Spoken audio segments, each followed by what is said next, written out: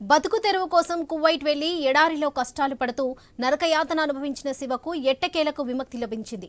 కొద్దిసేపటి క్రితం అన్నమయ్య జిల్లాలోని వాల్మీకిపురం మండలం చింతపర్తి బీసీ కాలనీకి శివ చేరుకుని భార్య పిల్లలను కలుసుకున్నాడు.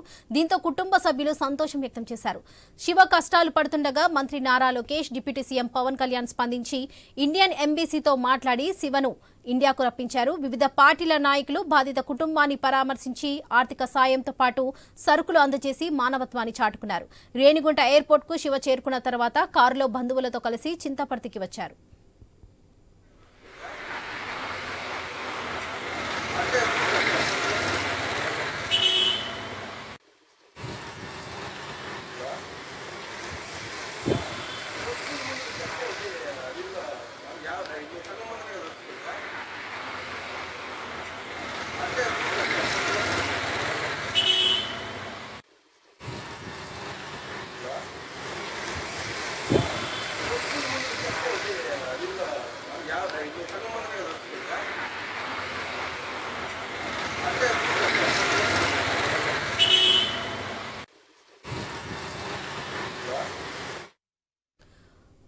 బతుకు తెరువు కోసం కువైట్ వెళ్లి ఎడారిలో కష్టాలు పడుతూ నరకయాతన అనుభవించిన శివకు ఎట్టకేలకు విముక్తి లభించింది.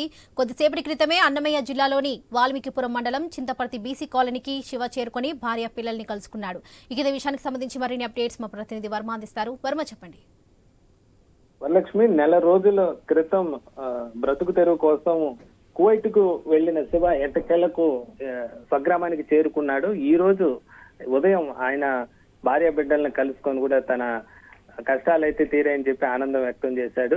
నెల రోజుల క్రితం రాయచోటికి చెందిన ఒక బ్రోకర్ ద్వారా అతను కువైట్ కి వెళ్లడం జరిగింది. అయితే అక్కడ మొదట ఒక పని అని చెప్పి తీరా అక్కడ అతనికి గొర్రెలు కాపరిగా అక్కడ ఒక ఎడారి ప్రాంతంలో అతనికి పని ఇవ్వడం జరిగింది.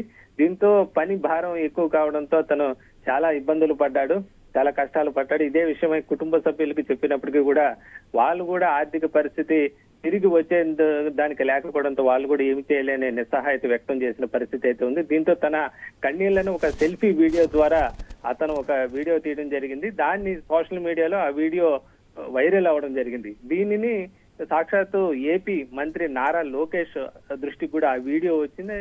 అది ఆయన చూడగానే వెంటనే అతన్ని తిరిగి స్వగ్రామానికి తరలించే ఏర్పాట్లు చేయాలని చెప్పి అధికారులకు అలాగే పార్టీకి సంబంధించిన ఎన్ఆర్ఐ టీం కూడా ఆయన చెప్పడం జరిగింది. దీంతో హుటాహుటిన కేవలం 2 రోజుల వ్యవధిలోనే చకచక ఏర్పాట్లు పూర్తి చేసి అతని కష్టాలు తీరుస్తూ కూడా స్వగ్రామానికి తీసుకొచ్చే ఏర్పాట్లు అయితే చేసిన పరిస్థితి అయితే ఉంది. మొదట అక్కడ ఎంబీసీతో ఇండియన్ ఎంబీసీ అధికారులతో ఇటు కేంద్ర సహకారంతో సంప్రదించడం జరిగింది. అనంతరం అతన్ని వెంటనే నిన్ననే అక్కడ ఎంబీసీ అధికారులు అతన్ని తీసుకొచ్చి అతనికి ఫుడ్ గానీ ఇతర ఏర్పాట్లు చేయడం జరిగింది. అలాగే దానికి సంబంధించి మిగతా ఏర్పాట్లు పూర్తి చేసి అతన్ని విమానంలో తిరిగి ఇక్కడ ఇండియాకి పంపించడం జరిగింది. కాసేపటే క్రితమే అతను కుటుంబ సభ్యుల్ని చేరుకున్నాడు. తన బాధలు తీరిపోయిన దానికి అతను చాలా సంతోషం వ్యక్తం చేస్తున్నాడు. తన కష్టాలు చూసి చెల్లించిన మంత్రి నారా లోకేష్ కు అతను ప్రత్యేక కృతజ్ఞతలు కూడా తెలియజేస్తున్నాడు. తను తిరిగి వచ్చేందుకు సహకరించిన ప్రతి ఒక్కరికి కూడా అతను ధన్యవాదాలు తెలిపిన పరిస్థితి అయితే ఉందని చెప్పొచ్చు. మొత్తం మీద తాను ఆత్మహత్య చేసుకోవాలని ఉందని, ఏమి చేయలేని దుస్థితిలో ఉన్నానంటూ అతను ఏదైతే చెప్పుకున్నాడో ఆ కష్టాలు మొత్తం అతనికి తీరిపోయిన పరిస్థితి అయితే ఉందని చెప్పొచ్చు. దీంతో అతను సంతోషంగా ప్రస్తుతం కుటుంబ సభ్యుల మధ్య అతను ఉన్నాడని చెప్పొచ్చు. Varalakshmi. Right Varma, thank you.